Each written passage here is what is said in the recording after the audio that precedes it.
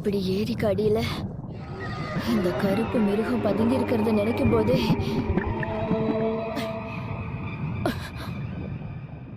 வால்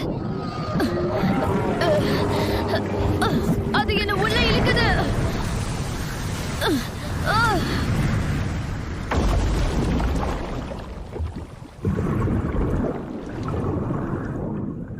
அலேசியா, ஆண்களை விட உன்னோட கை பலவீனமானது.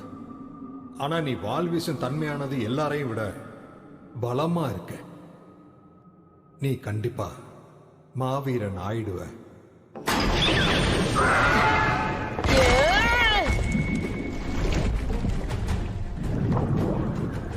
அது என்ன முழுங்கிடுச்சு.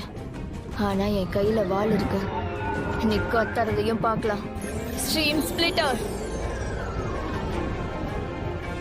அவ்வளவுதான்.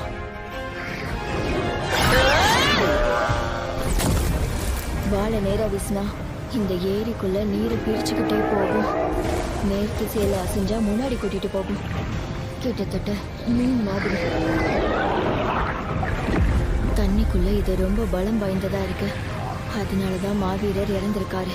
தரையில பலமா இருந்தாலும் இங்க செயல்படாது.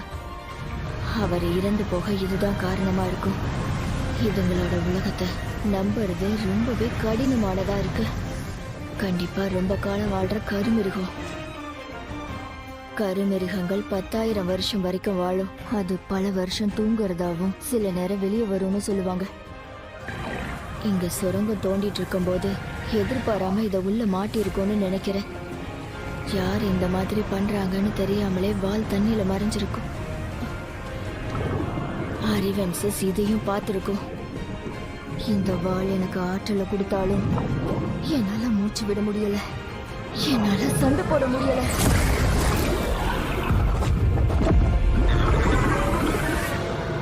முதல்ல